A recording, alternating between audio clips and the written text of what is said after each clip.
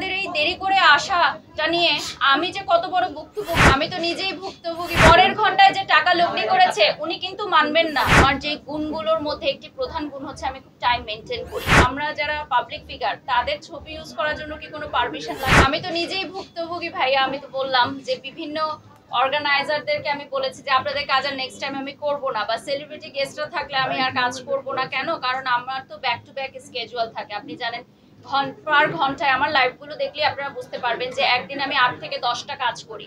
তো একটা শিডিউলে যখন আমার লেট হয়ে যায় 2 থেকে 3 ঘন্টা, পরের ঘন্টায় যে টাকা লগ্নি করেছে উনি কিন্তু মানবেন না। উনি কিন্তু চাবেন যে ওনার টাইমেই আমি আসি। তো আমার একার পক্ষে সবার টাইমটা মেনটেন করা সম্ভব হয় না যখন সেলিব্রিটি গেস্টরা দেরি করে আসে। তারকাদের এই দেরি করে আসাটা নিয়ে আমি যে কত বড় ভুক্তভোগী এবং আমি যে কত অর্গানাইজারদের সাথে আমার মিসকমিউনিকেশন সৃষ্টি হয়েছে এই কারণে, এটা অর্গানাইজাররাও জানে না ওনারা কেন লেট করে আসেন, বা এটা আমরা বলতেও পারি না। তারকারা যখন আসে আপনারাও কিন্তু আসলে বলতে পারেন না যে কেন দেরি করে এসেছে। আমিও বলতে পারি না, আমি খুবই ক্ষুদ্র একজন মানুষ, আমি নিজেও ভুক্তভোগী এটা। তো আমি আপনাদেরকে ফিল করতে পারি যে আপনাদের কেমন লাগছে। আমি সব সময় কথা বলি, আমি টাইম মেনটেন নিয়ে অনেক বেশি কথা বলি, এবং আজকে আমি যে জায়গায় এসেছি আলহামদুলিল্লাহ আমার যে গুণগুলোর মধ্যে একটি প্রধান গুণ হচ্ছে আমি খুব টাইম মেনটেন করি। 5টা মানে আমার কাছে 5টা, সেটা ভোর 5টা হতে পারে, সন্ধ্যা 5টা হতে পারে। অপু দিদির সাথে আমার যখন উনি আমাকে শিডিউল কনফার্ম করলো, যেহেতু আমাদের বুকিং মানিটা দিয়ে আমাদের শিডিউল কনফার্ম করতে হয়, তা আমার সেদিন অপু দিদির সাথে দেখা হয়েছিল। তো আমি দিদিকে জিজ্ঞাসা করছিলাম, তো দিদি বললেন যে উনি ইনভাইটেশন পেয়েছে এবং ওনাকে বুকিং করারও কথা ছিল, কিন্তু যেহেতু উনি দুবাইয়ে থাকবেন এবং উনি আগামীকাল পর্যন্ত মানে বাংলাদেশে থাকছেন না, তো উনি এই প্রোগ্রামটা অ্যাটেন্ড করতে পারবেন না। কিন্তু ছবিগুলো আগেই ব্যবহার করা হয়ে গেছিল এবং আলিফ মেকওভার স্টুডিওতে এর আগে অপু দিদি অ্যাজ আ মডেল কাজ করেছিলেন বিধায় তার মেকআপ করা ছবিগুলো ইউজ করেছে ওদের পেজ। হ্যাঁ, এটা পারমিশন নিয়েছে আমি যতটুকু জানি।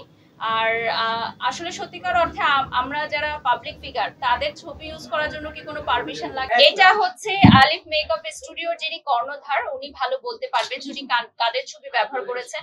আমার ছবি উনি ব্যবহার করেছেন, আমি এসেছি, আমার সাথে ওনার প্রফেশনালি কথা হয়েছে। এখন অনেকের সাথেই হয়তো কথা হয়েছে বন্ধুত্বের খাতিরে বা রিলেশনশিপের খাতিরে, বলেছে আসবে। অনেকে টাইম মেনটেন করতে পারেনি, অনেকে দেশের বাইরে চলে গেছেন।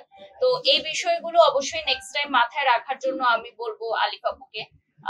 এটা যেহেতু ওনার ফার্স্ট গ্র্যান্ড লঞ্চিং, সো এখান থেকে হয়তো উনি ছোট ছোট বিষয়গুলো শিখবে, পরবর্তীতে উনি এগুলো শুধরে নেবে। আমি অলরেডি এক্সিবিশনে ব্যবস্থা নিয়েছি। আমার যে লয়ার আছেন আমাদের প্রোডাকশন হাউসের, উনি কিন্তু অলরেডি একটা এক্সিবিশন আমি আমাদের আইন শৃঙ্খলা বাহিনী ফোর্স পাঠিয়েছিলাম, কারণ উনি আমার ছবিটা ইউজ করেছে যে আমি সেই এক্সিবিশনে এসে লাইভ করব। তো এই বিষয়গুলো আমি আমার তরফ থেকে করি।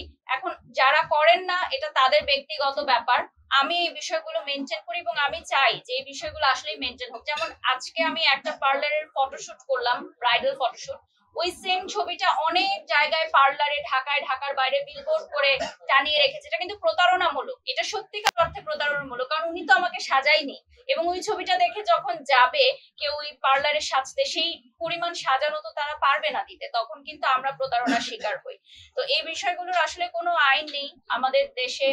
দেখা যায় যে আমাদের ছবিগুলো নিয়ে অনেকে ব্যবহার করছে। এই বিষয়গুলোতে আরো কঠোর হওয়া উচিত বলে আমি মনে করি।